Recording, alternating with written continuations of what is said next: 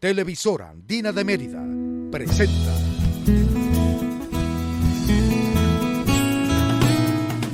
Buenos Días.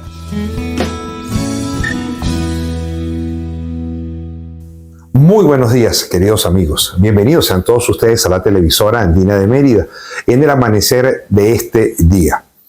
Hoy nos ha recibido en su hogar el ingeniero, el geógrafo Jorge Carrero. Jorge Carrero es geógrafo egresado de la Universidad de los Andes, pero adicionalmente a eso es geomorfólogo egresado del ITC de Holanda. Tiene 35 años de experiencia docente en el pregrado y en posgrado. Por si fuera poco, 24 años estuvo de servicio en el entonces Ministerio de Transporte y Comunicaciones. En esta mañana, para nosotros es bien importante conversar con el geógrafo Jorge Carrero y conversar sobre algunos temas ambientales, geológicos y geomorfológicos que resultan importantes para nuestra ciudad. Y hemos delimitado los campos de conversación en esta mañana. Y vamos a iniciar precisamente con el tema del Escorial, que forma parte del Parque Nacional Sierra de la Culata. Sierra de la Culata. Que es uno de los parques nacionales que tenemos en nuestro estado Mérida. ¿Por qué hablar del Escorial?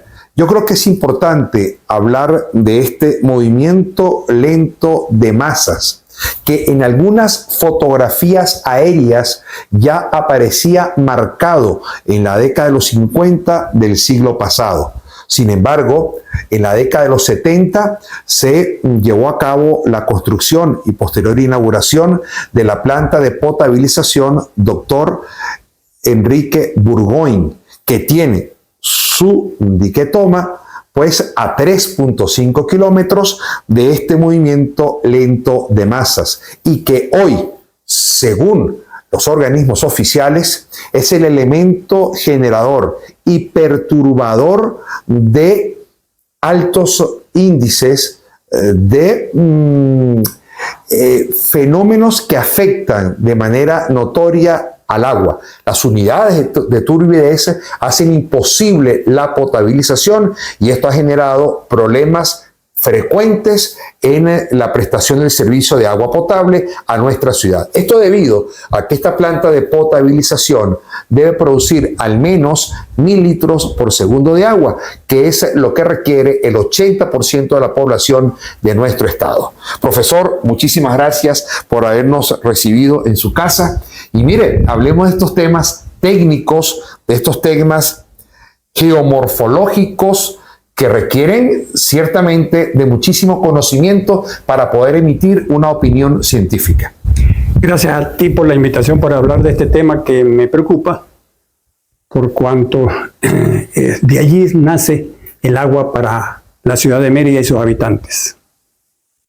He escuchado y he visto por los medios de comunicación declaraciones de diversas personas, gubernamentales, universitarias, por su cuenta, etcétera, acerca del sitio. Y hay mucha gente que está dando soluciones. Yo no estoy de acuerdo con eso. ¿Por qué? Porque ese sitio requiere de estudios técnicos muy detallados y ajustados estrictamente al comportamiento de las variables de la naturaleza que interactúan en ese sector. Un estudio detallado que tiene que tocar la geotecnia, tiene que tocar varias ramas de la geología y de la misma geomorfología y de la hidráulica. Ese tipo de estudio requerido, minucioso, no existe. Como ese estudio no existe, no pueden aparecer personas dando soluciones. Porque se requiere que las soluciones se den sobre la existencia de ese estudio. Y repito, no existe. Hay que hacerlo. He estado adentrándome en ese mundo inicialmente por curiosidad personal, aprovechando que estoy colaborando con la Escuela de Geografía de la Universidad de los Andes, un estudiante que está haciendo su tesis sobre el mismo tema para graduarse de geógrafo. No pertenezco a esa escuela, pero colaboro con ellos, que está trabajando eso. Y viendo el caso con él y lo que él me decía que le están indicando personas a las que él se ha ido a asesorar, pues me veo obligado a irme metiendo un poquito de curiosidad técnica y profesional en ese caso. Y los primeros que encuentro en ese caso es que eso se está tratando como si todo fuera un solo tipo de rocas, un solo tipo de geología que existe allá, y eso no es así. Eso no es así. Existen varios tipos, en especial, analíticamente se ve que existen 4 escenarios distintos que conforman los 4 sumados a identificar el proceso.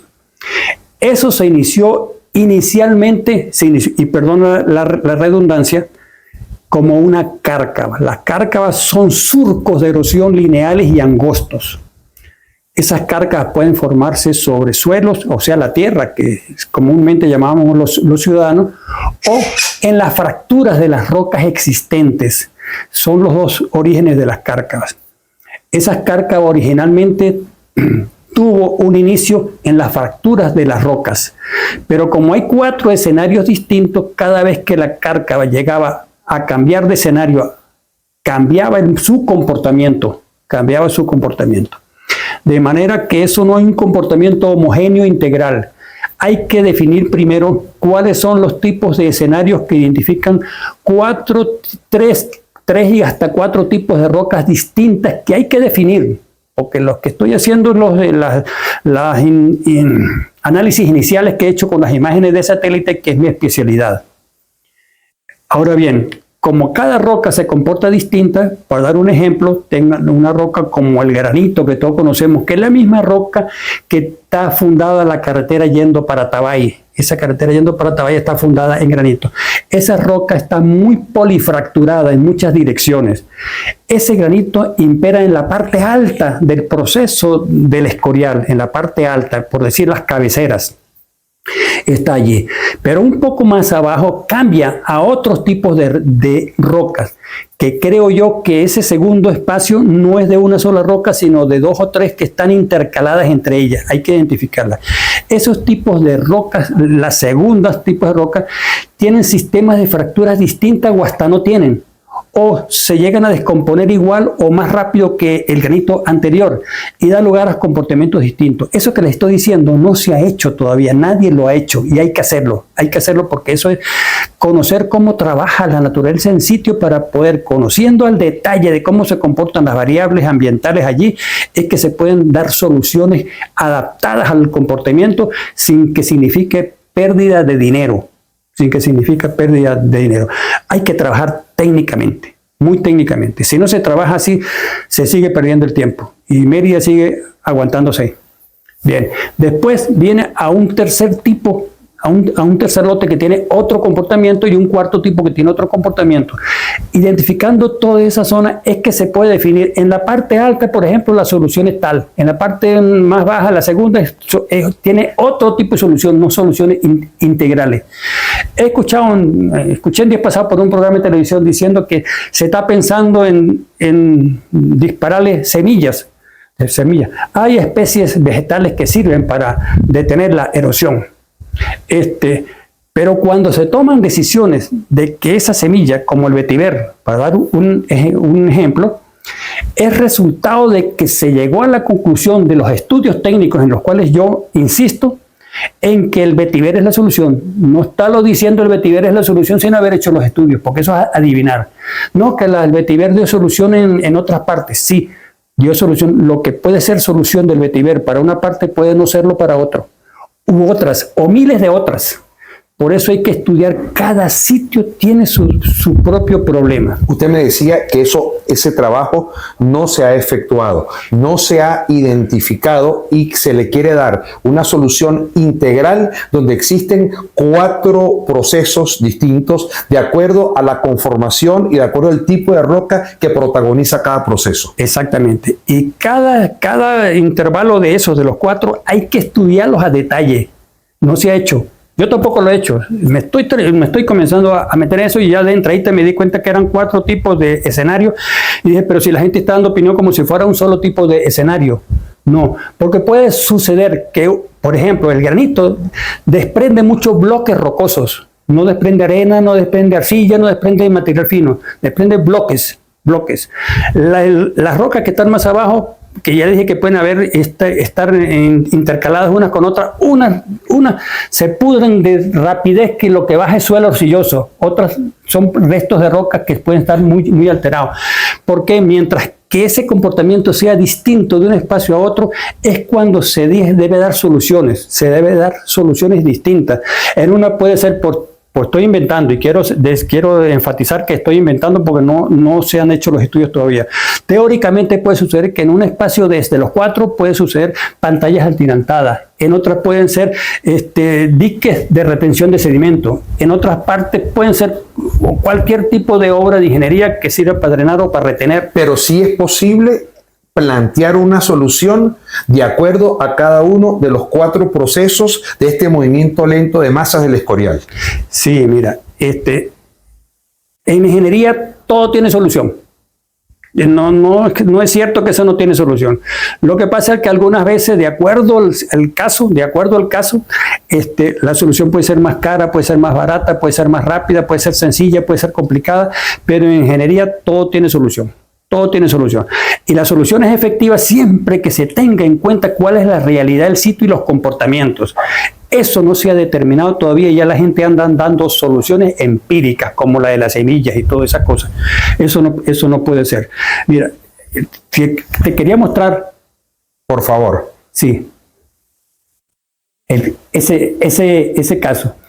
Esto que estamos viendo aquí es una panorámica. Esto es la ciudad de Mérida. Aquí está Sierra Nevada, que ya no está nevada. Aquí está el valle donde está Tabay hacia Mocuchíes, que coincide con donde está la falla de Boconó. Aquí está el Cerro del Carmen, este es el Cerro del Carmen, y este es el valle. Un valle angosto, alargado, propios de origen estructural de fallas geológicas. La falla del Mocujún viene aquí, la falla de Boconó viene aquí y se unen por estos sectores. Y ellas, cuando se movieron, fueron los que modelaron estas formas de relieve. En este Cerro del Carmen, que es donde está, y aquí está, se ve desde muy lejos, esto es el Escorial. Esto es el Escorial y miren más o menos la distancia que tiene con respecto a Mérida. La toma de agua debe estar por estos sectores aquí. Entonces quise iniciarme con esta panorámica. Esta es una imagen satelital del año pasado, es nueva. Bueno, aquí tenemos un acercamiento, ya vemos más de cerca, Fíjense, esto de que aquí esté más ancho, aquí está un poquito más angosto y aquí está muy angosta, significa que está trabajándose diferentes tipos de rocas, que unas resisten más a ser degradadas y otras resisten menos. Y aquí en la base se ve que hay una desviación para acá, porque la pendiente regional llama a que todos los materiales que se bajan de la parte alta tienen que caer aquí. No están cayendo, para mí que han hecho desvío con maquinaria para estos sectores. No sé con qué fines y no sé qué resultado les habrá dado. Tendría que informarme acerca de eso. Pero esto, como se inició aquí en la parte alta, es lo que yo les había hablado de las fotografías aéreas de los años 50 por estos sectores. Ya se veía una rayita aquí que se estaba tratando de iniciar el proceso. Y el proceso era unas cosas angostas como este sector. Y a lo largo de los años se ha ido engrandando, y en este momento esa es la situación. Bueno, ahora vamos a una imagen de más detalle.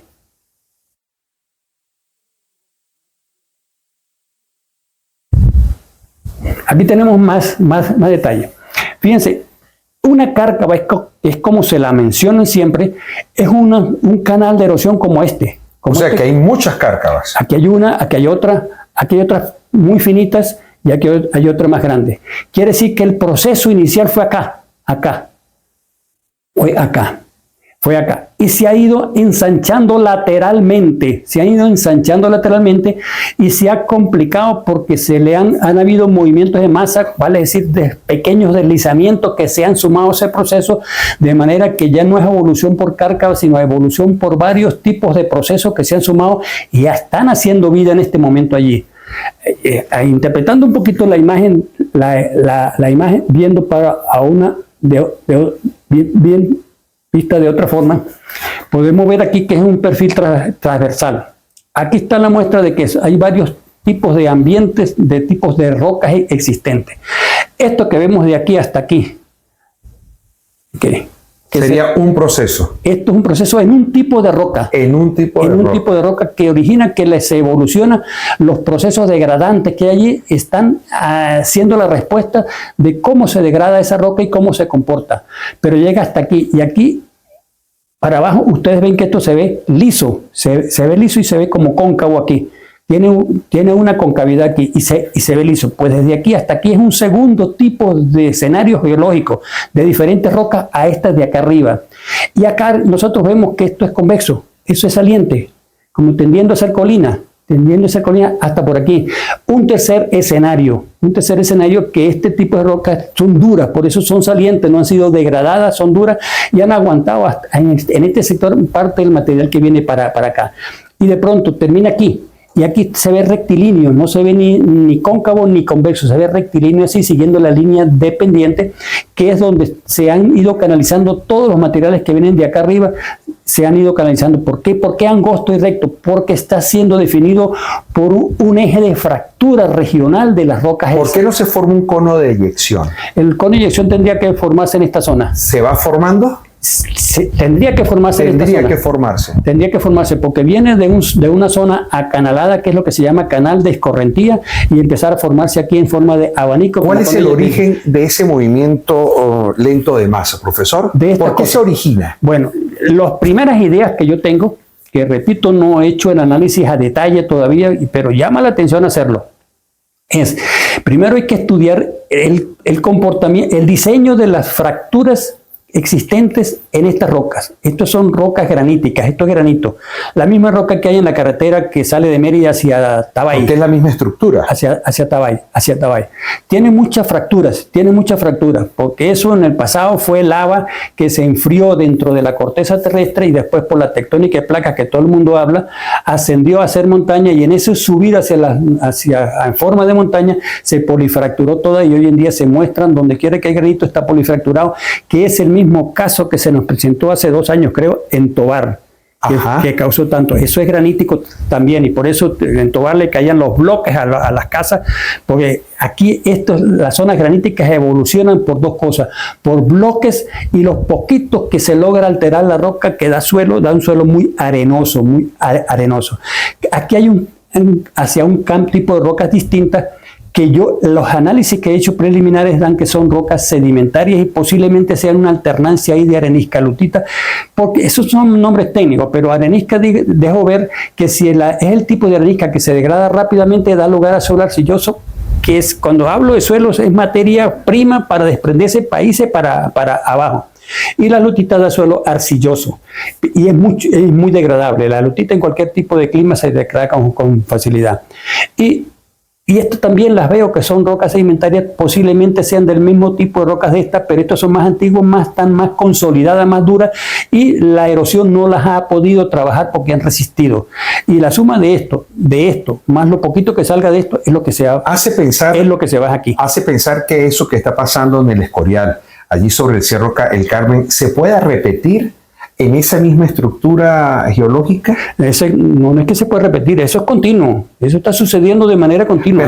Pero que se puedan dar otros tipos de movimientos, ese es el primero, un segundo, un tercero, un cuarto. No solo tipos de movimientos, sino si hacemos un poquito, lástima que esté un poquito oscura la imagen, pero aquí vemos que esto es un filo que sobresale, por donde voy llevando el cursor, que se ve como una línea más negruzca, aquí. Ahí hay una formación. Y llega aquí, y aquí hay otra línea negruzca.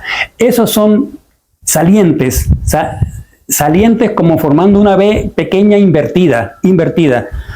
Así. Es porque eso no ha sido degradado con los años, porque es dura la roca que está allí y no se ha dejado erosionar como esta parte. Entonces, entre esta saliente y estas salientes son convexas, como una V pequeña invertida, y esta también, como una V pequeña invertida. A cambio de eso, toda la parte central entre los 2 sitios es cóncavo todo esto es cóncavo. Si es cóncavo, quiere decir que ha sido degradado con los años y ha permitido, la roca se ha alterado todo y da lugar a suelo que ha permitido el desarrollo de toda esa masa boscosa. Y como usted había dicho al principio, que el proceso de erosión es lateral, pudiera tomar esos lados que usted acaba de señalar. Exactamente es lo que... O sea, ampliarse. Sí, como está formado por suelos y no por rocas son los filos estos, y mientras esta parte central cóncava son suelos, entonces esto se está extendiendo hacia los lados, hacia los lados, y eso tiende a ampliarse. La tendencia es ampliarse. O sea, no es buena noticia. ¿Cuál es la solución? Bueno, no le puedo dar soluciones todavía porque no he hecho los estudios al detalle, sería caer en lo empírico también. Pero estamos viendo el comportamiento si es el comportamiento, la solución que se tiene que tener en cuenta que este lateral, que es más ancho que está sujeto a que también se produzca esto que estamos viendo en tendencia blanquecina aquí, pase a ser dentro de poco tiempo de este otro ancho. Ahora, profesor, para culminar esta parte final sobre este tema del escorial, tiene que efectuarse algún tipo de solución lo antes posible, porque indiscutiblemente todo ese material que se vierte sobre el río Mucujún lo que hace es aumentar los niveles de turbidez que imposibilita la potabilización del agua. Y el 80% de la población del estado de Mérida, que se surte precisamente del agua que se produce en la planta Dr. Enrique Burgoyne, pues no está recibiendo ese servicio de manera constante y de manera recurrente, debido a que cualquier lluvia, cualquier fenómeno meteorológico que suceda sobre esa zona va a afectar indiscutiblemente la producción de agua potable. Entonces la medida es una medida de emergencia. Sí, lo que sabemos ahora, de acuerdo al cambio climático que está ocurriendo, es que de no hacerse nada, el proceso se va a seguir ampliando. Así va a causar más problemas. Hasta ahí podemos decidir. Y que la solución que se tome, ya le dije, teniendo en cuenta la realidad de cada uno de los No participantes. se ha hecho ningún estudio hasta el momento que permita conocer cuáles son las rocas que participan y la dinámica de las rocas que participan en el sector 1, en el sector 2 cóncavo, en el tercer 3 convexo y en el sector 4, que es una especie que es rectilíneo hasta el caudal del río. Sí, señor. Eso es. Hasta que no se hagan ese estudio no se puede determinar cómo sería. Pero de acuerdo a lo que se ve hasta ahora, el problema va a seguir y se va extendiendo hacia los lados. Va a seguir ampliándose.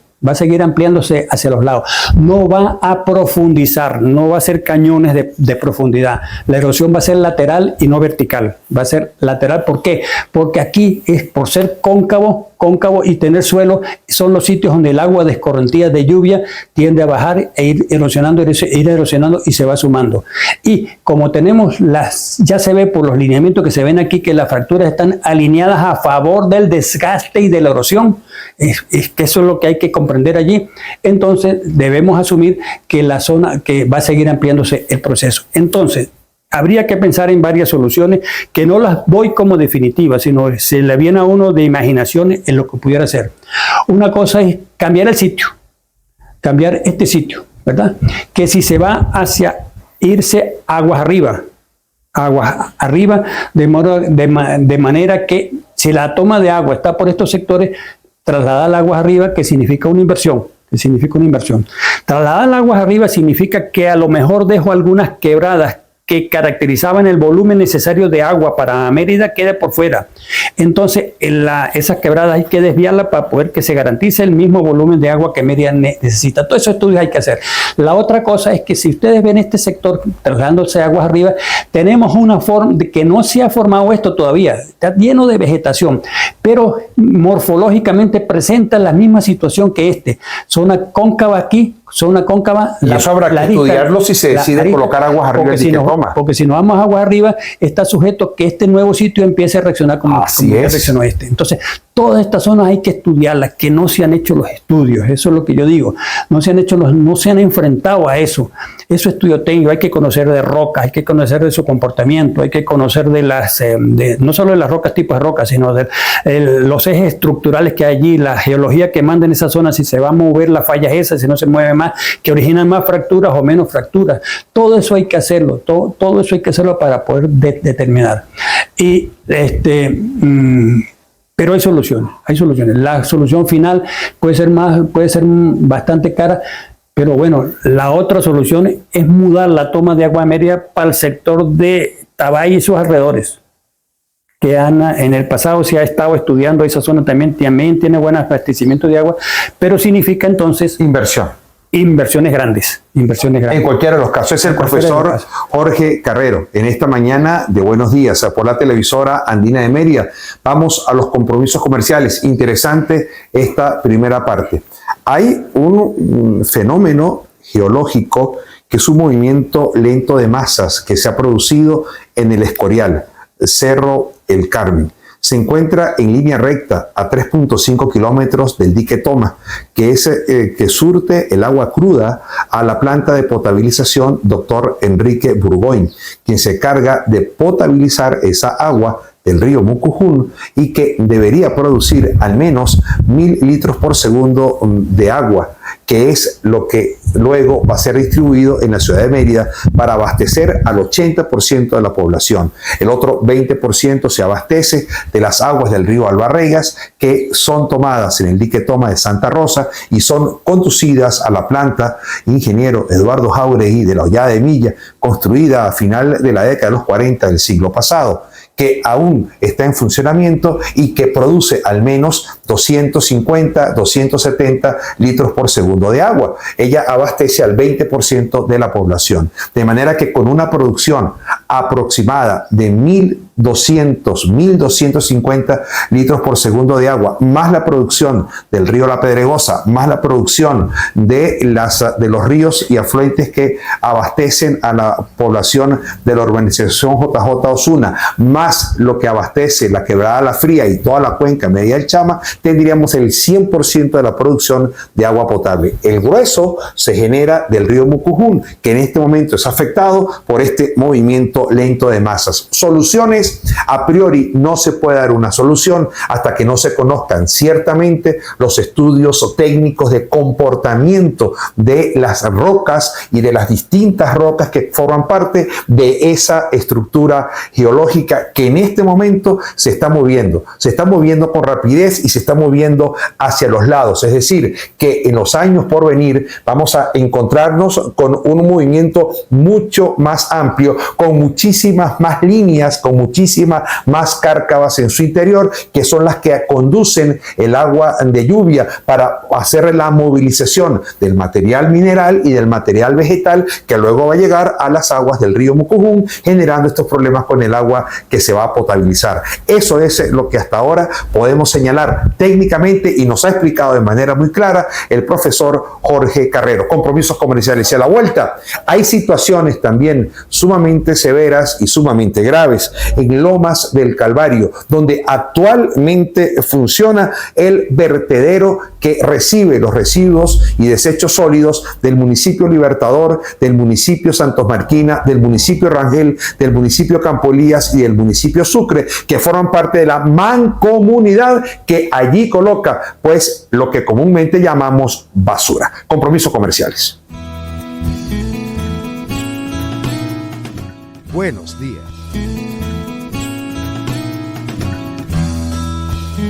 Segunda parte de esta interesante conversación con el profesor Jorge Carrero. El profesor Jorge Carrero es geógrafo egresado de la Universidad de los Andes, geomorfólogo egresado del ITC de Holanda, con 35 años de experiencia docente tanto en pregrado como en posgrado, además de una fructífera labor de más de 24 años en el Ministerio de Transporte y Comunicaciones.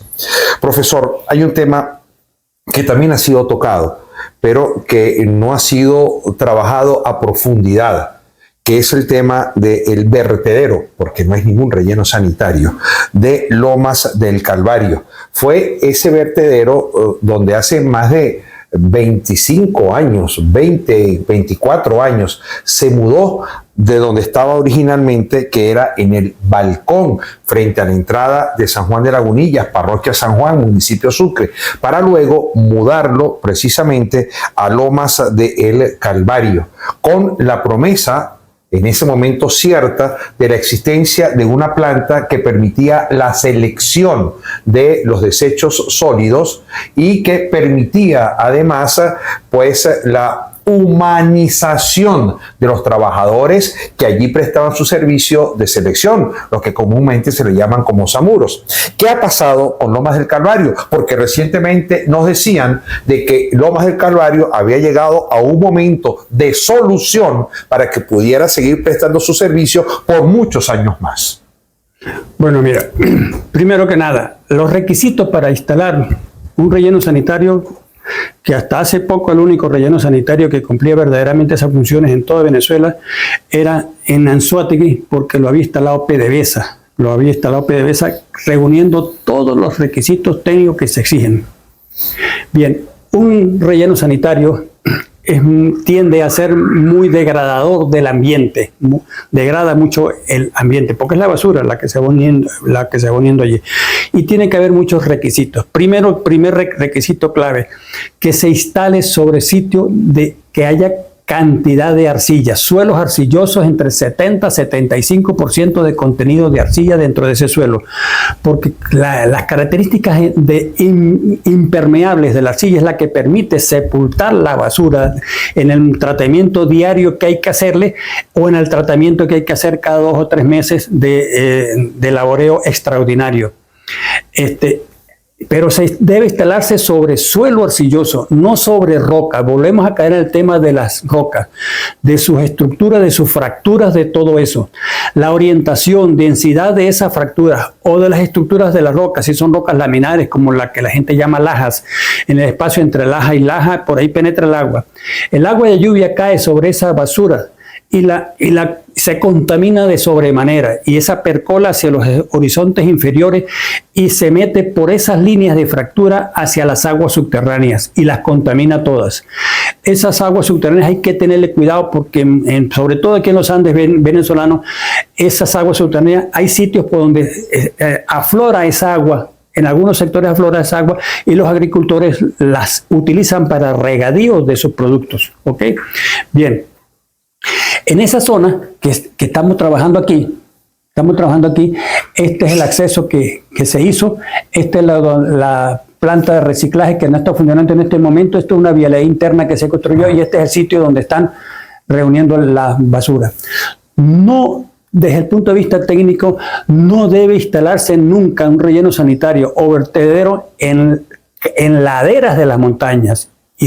Revisamos otra vez, estamos en la zona de Lomas del Calvario, sí. Es la que usted está señalando. Sí. Allí donde en este momento existe el vertedero de los residuos y desechos sólidos de la mancomunidad. Exactamente. Okay, de los 5 municipios que hacen esa mancomunidad.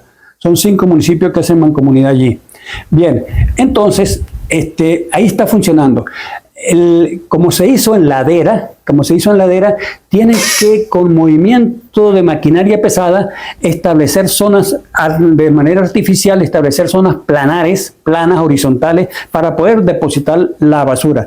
Y van depositando basura encima, que va aumentando volumen y peso. Y peso también, que como está en las laderas de fuerte pendiente, llega un momento que la gravedad llama y tiende a irse hacia abajo. Si se va eso hacia abajo, el día de mañana va a parar al río Chama, con todos los desperfectos ambientales que puede y va a causar. Esta zona, que vemos que los vertederos de basura y los rellenos sanitarios que han sido construidos en Mérida siempre se han construido por estos sectores que siempre han motivado que la gente de Lagunillas y San Juan proteste porque tienen que instalárselos allá y no pueden por otro lado. Bueno, porque la naturaleza en las cercanías de Mérida puso la arcilla fue en esos sectores. Y no es recomendable poner los rellenos sanitarios 15 kilómetros más allá del centro donde se produce la basura, que en este caso sería la ciudad de Mérida, porque entonces desgasta muy rápido los vehículos que hacen el transporte diario de la basura. Por lo tanto, desde el punto de vista de la cercanía de Mérida, que reúne los requisitos de esta zona, porque estas partes que ven ustedes de manchas oscuras, donde quiera que las ven, manchas oscuras, es terreno arcilloso, es terreno arcilloso. Digo de oscuro, no lo de color claro, porque lo que está oscuro allí, esto por ejemplo de esta montaña aquí en parte es porque las rocas que están de aquí, cuando se alteraron con los años geológicos, dieron lugar a suelos muy arcillosos. Pero encima de eso, durante el pasado geológico también vinieron grandes coladas de barro que decían que no existía el ser humano todavía por allí, y se colocó encima de eso y aumentó la cantidad de arcilla que están allí. En suficientes espesores, como por ejemplo, si nosotros necesitamos tener unas fosas para verter la basura que se hacen por lo general entre 9 metros de longitud por 5 de ancho y hasta 9 de profundidad, esa 9 de profundidad está excavando sobre la arcilla todavía y no llega a la roca. Las rocas estas que están acá son laminares y muchas de esas orientaciones. Entonces aquí se ve que esto es ladera y despejó. Ya quitaron el material arcilloso y el material se está echando directamente sobre la roca.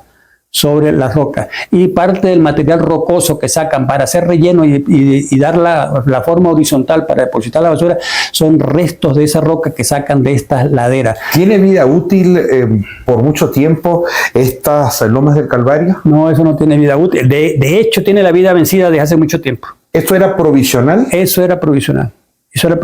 Los estudios, esto primero que hay que hacerlo para que se justifique la inversión que se hace inicialmente, tienen que garantizar que tenga una vida útil en promedio 30, 40, 50 años mínimo. Aquí hay sectores como que esta es Lomas de San Antonio, que tú estabas preguntando por eso, Lomas de San Antonio, este Lomas de San Antonio. Este sitio es muy bueno para hacer relleno sanitario. Yo les hice un estudio, tomamos muestras, las analizamos y dieron que reunía los requisitos técnicos acá. ¿Y el acceso de la vialidad? Había que hacerlo.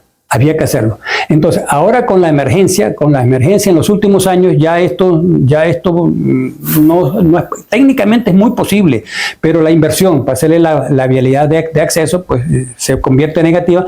Entonces, decidimos por esta, que son el mismo tipo de arcilla de esta. Y esto lo que requiere de este sector donde está esta carreterita es una carreterita adicional a hacerla de apenas 150 metros de longitud. 150 metros de longitud vale la pena, porque aquí llevaría como 1,5 kilómetros y aquí 150 metros de longitud y llegamos a la cima. Y si hacen la cima, no está en vertiente, no está en pendiente para que la gravedad no llame y se la esté cargando, y se pueden diseñar las fosas, Por otro lado, ¿las características de las fosas son únicas o cambian de acuerdo a la topografía del lugar donde se va a construir el vertedero? Sí cambian, pero por eso cambian. Pero si uno escoge un buen sitio, sí se pueden diseñar estándar. Por lo que yo les dije, más o menos 9 metros de longitud, 5 de ancho por 9 metros de profundidad, etcétera, y se puede echar basura en fosa y después se puede hacer también parte aérea de disponer de la basura. Eso significa un tratamiento diario con la arcilla, por eso es la arcilla, para que el agua no se infiltre hacia los horizontes inferiores y no contamine las aguas. Y en algún momento hay que colocar tubería para la salida del gas metano y evitar las explosiones y los incendios frecuentes. Exactamente, como pasó una vez en Caracas con pasó con un incendio que tuvo 2-3 años perdido. Esas son las razones. Siempre que no se diseñen los drenajes de los gases, hay esos peligros. ¿Esos gases son utilizables, profesor? Para producir energía eléctrica. Y en el estudio que yo les había hecho para acá, hasta les había puesto el sitio donde se podía poner las instalaciones para producir energía eléctrica suficiente para darle electricidad a Mérida sin depender ni del sistema Uribante Caparo ni de Guri. ¿Qué tal? De manera que esa es la situación que nosotros tenemos en Lomas del Calvario. Lomas del Calvario fue una medida provisional que se tomó hace aproximadamente 24 años. Yo recuerdo porque cubrí precisamente esa información siendo gobernador Florencio Porras Echezuría. Se hizo la mudanza de el balcón hacia Lomas del Calvario, con la promesa que en ese lugar, profesor, si usted lo puede señalar, el rojo, donde estaba el galpón, en ese galpón se iba a utilizar o se utilizó como una seleccionadora de residuos y desechos para sacar lo que eran cartones, metales, etcétera, y dejar los desechos orgánicos que luego se iban a compactar en bloques, que era la promesa original, para que cupieran de la mejor manera y por mayor cantidad en las fosas que iban a ser construidas allí precisamente donde el profesor había hecho el señalamiento. Eso permitía que por una importante cantidad de años tuviese un ingreso, porque la basura es un negocio, y en segundo lugar, en manera ambiental hubiese una protección. Ninguna de las dos cosas se dieron por razones ulteriores, y hoy, como lo acaba de señalar el geógrafo Jorge Carrero, pues ha pasado el tiempo de Lomas de El Calvario y se requiere cuanto antes un relleno sanitario que cumpla ciertamente con los requisitos establecidos. ¿Es así, profesor? Así es, así es, así es. Hay que trabajar técnicamente y entender bien las condiciones de la naturaleza en cada sitio y que se acople, o el proyecto de ingeniería que se instale sea acoplado a esas condiciones que la naturaleza pone en el sitio. Eso nunca se ha hecho. Eso nunca se ha hecho. Por ejemplo, para poner un ejemplo, el relleno diario que tiene que hacerse, no sé si lo estarán haciendo, ignoro, pero técnicamente tiene que hacerse diario de pocos centímetros al finalizar el día, cuando ya se haya depositado la basura del día, tiene que ser depositarle la arcilla encima. Están sacando rocas de esta loma redondeada de acá, que no es arcillosa, porque de aquí hasta aquí todo esto es un tipo de roca y de aquí para allá otro tipo de roca. Esta sí es arcillosa y no están sacando la arcilla de acá, la están sacando de acá, y son restos rocosos que entre agregado rocoso y agregado rocoso quedan líneas de espacio vacío que permiten la circulación, que permite la infiltración del agua y contamine todo lo demás. No se está haciendo técnicamente. Es el profesor Jorge Carrero en esta mañana de Buenos Días por la televisora Andina de Mérida. Compromisos comerciales a la vuelta, parte final de este interesantísimo programa de televisión con el geógrafo Jorge Carrero, geomorfólogo egresado del ITC de Holanda. Buenos días. Parte final de este programa de hoy con el geógrafo Jorge Carrero. Programa ciertamente importante, técnico, sobre dos realidades que ya hemos revisado. La primera, el Cerro El Carmen, allí en el sector El Escorial. Lo segundo, Lomas de El Calvario, actual vertedero de los residuos y desechos sólidos de la mancomunidad de municipios que allí llevan su basura, como se le conoce comúnmente. Y hay un tercer aspecto, y es más allá del aspecto de la vialidad, es el aspecto de la local 008, el enlace vial Rafael Caldera, que une ciertamente a Estanques con la población de El Vigía. ¿Y por qué la local 008? Es una carretera de una alta inversión, es una carretera polémica para los políticos de entonces, y adicionalmente a eso, es una carretera vital para nuestra ciudad que nos comunica no solamente con la ciudad del Vigía, sino que nos comunica con la troncal 001, saliendo hacia el estado Táchira o saliendo hacia el occidente del país. Hablemos de la local 008, hablemos de sus niveles de estabilidad geológica y hablemos de las obras que se han desarrollado para garantizar la circulación en el marco de su estabilidad, entre comillas. Sí, mira, antes de comenzar a hablar de la ruta por donde se construyó esa vía, voy a contar una anécdota que años atrás estuvo aquí una misión japonesa que hizo convenio con el gobierno entonces para estudiar 3 cuencas en Venezuela. Y una de esas cuencas que seleccionaron era la cuenca Chama-Mocutíes. Y en ese momento estaba en construcción esa carretera. Y a mí me nombraron como representante del ministerio para trabajar técnicamente con los japoneses. Aprendí bastante de ellos. Y en una reunión que tuvimos, el jefe de la misión dijo que eso era una loquera estar haciendo esa carretera, que era una loquera, que ellos en Japón preferían no hacer carretera o hacer carreteritas de montaña con muchas curvas y sinuosas y que la gente tardara el doble y el triple del tiempo para trasladarse que era antes, pero no echaban a perder, no se metían con las rocas porque las respuestas de las que iban a dar esas rocas en esos sectores iba a ser catastrófica, como de hecho está ocurriendo ya con ese tramo carretero, sobre todo Estanques El Vigía. Cuando se hizo esa carretera, se estudiaban la ruta a seguir, pero siempre teniendo como requisito que se cumplieran las normas geométricas para esa carretera. No tomaba mucho en cuenta al mismo tiempo y paralelamente a eso la estabilidad de la vía, sino que cuando ya estaba definida ruta, contrataban una compañía que tenía geólogos y que le hicieran el estudio geológico de lo ya definido. Eso no podía ser así. Esas son normas que existían dentro del ministerio y que todo el mundo tenía que adaptarse a eso. Porque había que tomar en cuenta al principio la geología, que esa geología junto con la geometría de trazado definía que el sitio donde la línea que uno recomendaba de la ruta era la más segura y la que tenía mejores requisitos. Bueno, siguiendo esa norma no se hizo eso y tenemos que de Estanques hacia El Vigía solamente hay dos posibilidades de hacer la vía.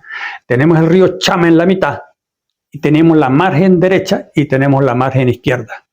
Se decidió por la margen izquierda, que es donde existe la carretera. ¿La estructura de la margen derecha era igual que la estructura de la margen izquierda? Desde el punto de vista, ese corredor, lo que es Estanques El Vigía, no tiene geología estable. En ninguna margen, ni en la margen izquierda ni en la margen derecha. No era factible hacerla ni por la margen izquierda ni por la margen derecha. No es que no era factible. Vamos un poquito más adelante. En líneas generales, las rocas allí no son las idóneas para construir una vía como la que se hizo. Pero el estado Mérida, la ciudad de Mérida, no ofrecía ningún otro sector por donde hacer la vía que tuviera importancia para comunicarla con el resto de Venezuela. La ampliación de la vía vieja de la Victoria, Mesa Bolívar, La Palmita, El Vigía, ¿no era una alternativa? No era una alternativa porque se quería hacer una vía expresa, una vía de alta velocidad. Y para vía una velocidad le queda gran movimiento de tierra que pasa por zonas peligrosas y entonces decidieron que por ahí no era. También había la posibilidad de irse por la vía de La Zulita. Y resulta que un poquito más acá de La Zulita, a lo largo de bastantes kilómetros, la zona es altamente inestable desde el punto de vista geológico también. Por eso es que hay que comprender la geología. Bien, y se decidió por ese sector porque era de los tres sectores que la realidad del relieve y la geología del estado de Mérida permitía que por alguno de los tres había que hacerlo y se decidió por esa. Bueno, ya yéndose por esa, entonces había la margen derecha y la margen izquierda. Las mismas rocas que hay por la margen izquierda, que son inestables, las hay por la margen derecha. Están la misma roca. Y se decidió por la margen izquierda que entre las dos era la más mala. La margen derecha era la menos mala. ¿Qué significa eso? Le va a causar más problemas por la margen izquierda con posterioridad a que esté construida que la margen derecha. Pero a la final ya he dicho desde que se inició este programa que en ingeniería todo es posible. Hay soluciones de ingeniería para todas, pero las soluciones de la margen de izquierda, que son dice la carretera, son exageradamente costosas y caras con relación a la margen derecha. Esa es la realidad. Entonces, ¿por qué se Aún decidió? siendo los mismos tipos de roca, la diferencia entre ambos es el relieve, la magnitud del relieve. Montañas más bajas, montañas más cosas, porque las montañas mientras más altas sean, los cortes se van más alto y llama más la gravedad, los volúmenes de roca que pesan tienden a bajarse más. Entonces hay que trabajarse por donde menos la conformación de relieve ofrecía menos condiciones inestables para que se fuera. Siempre había que hacer cosas, por ejemplo, se necesitaba hacer un par de túneles pequeñitos de muy poca longitud para pasar por zonas muy peligrosas. Bueno, una inversión que inicialmente se hacía, que era cara, pero que hoy en día hubiera salido mucho más barata que la inversión que se ha hecho hasta ahora para mantener la carretera existente. Quiere decir que no se hicieron los estudios bien geológicos al detalle para determinar que esta era la menos mala, esta era la menos mala, y como siendo la menos mala, tomando las precauciones, aquí vamos a hacer túnel, aquí desde el principio vamos a meter una pantalla atirantada, por poner algo así, de manera que cuando se quisiera así. Por dar una idea, si hubieran por la margen derecha se necesitara una pantalla atirantada de unos 10, 15 metros de altura o 20 metros de altura, por la margen izquierda se necesitaría 30, 40, 50 metros de alto. ¿Ve? Por las diferencias de relieve, de magnitud. ¿Se va a mantener la inestabilidad en la local 008? Va a aumentar la inestabilidad. ¿Por qué va a aumentar la inestabilidad? Por el tipo de geología que hay ahí, el diseño de las rocas, las fracturas existentes en las rocas, todo eso que hay allí. Por otro lado tenemos, fíjense que en estanques el clima es cálido y seco. Por eso la vegetación semiárida que hay allí. Pero en la medida que vamos con el carro vía Vigía, vamos viendo que van apareciendo los árboles y bosque, y bosque, y bosque, y bosque, hasta llegar al Vigía, que es una de las zonas más boscosas de Venezuela, al norte del Orinoco, por causas que tienen que ver con los vientos que llegan allí.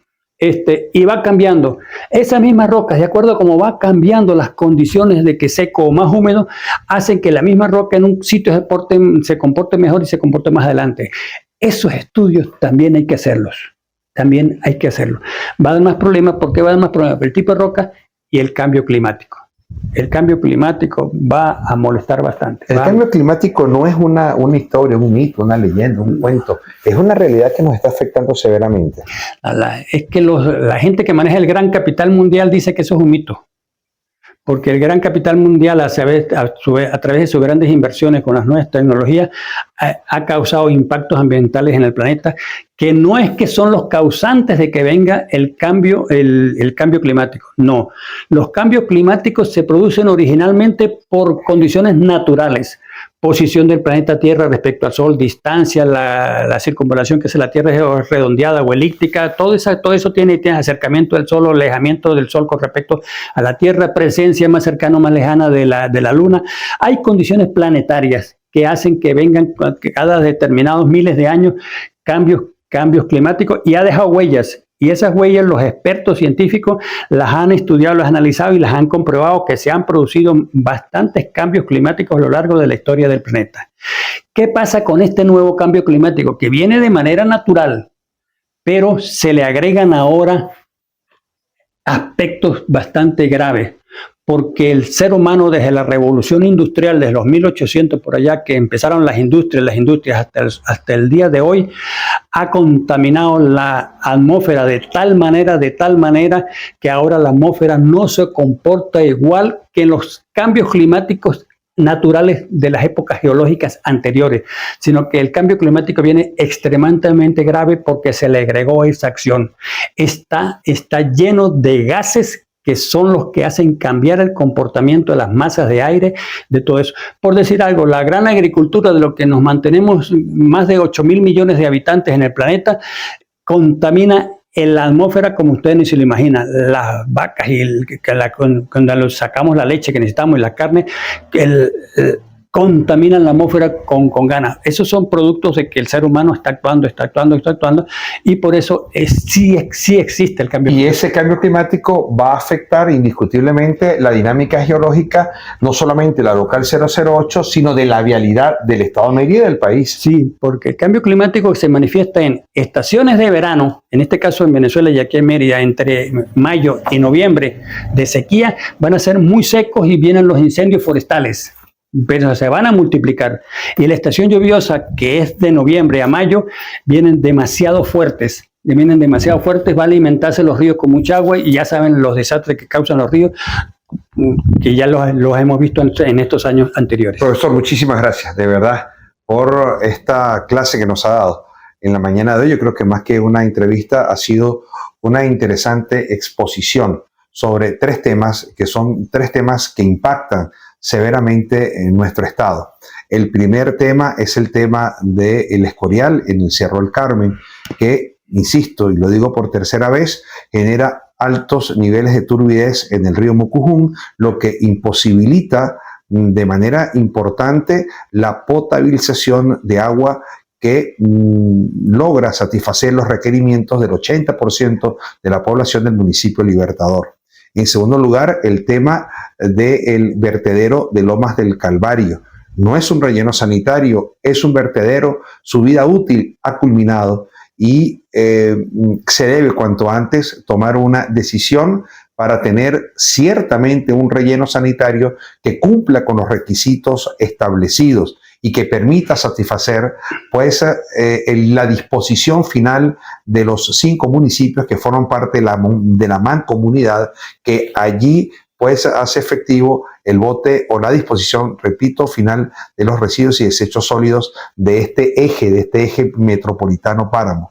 Y en tercer lugar, hablamos un poco sobre la vialidad, sobre la local 008. Recordó el profesor Carrero lo que dijo aquella delegación japonesa, que no sé si fue la misma profesora, usted me corrige, que hizo análisis sobre los sedimentos y la calidad de los sedimentos que habían en el río Chama y la posibilidad de colocar unas galerías que permitieran exportar esos agregados que eran únicos por su conformación. Sí, el informe final de eso reposa en la biblioteca del CIDIAT, aquí en Mérida. Así es, y entonces, recordando yo, pues cuando el profesor hizo referencia a esa comisión japonesa, pues recuerdo también ahora lo que dijo la misma comisión, era una loquera hacer la carretera por ese trazado. ¿Por qué? Porque la dinámica, el comportamiento de las rocas, que ha sido hoy un eje transversal en la conversación, es muy complejo, es muy complicado y ahora se está viendo afectado por lo que dijo al final, por el cambio climático. El cambio climático que se produce como un proceso natural, que se produce como un proceso planetario, que además es inducido y es profundizado por la misma acción del hombre y de los grandes capitales en la procura de generar mayor utilidad económica, no importándole el ambiente. De manera que esa fue la conversación de este día. Quiero agradecerle al profesor Jorge Carrero y agradecerle a ustedes por la atención. Que tengan un feliz resto del día. Televisora Andina de Mérida presentó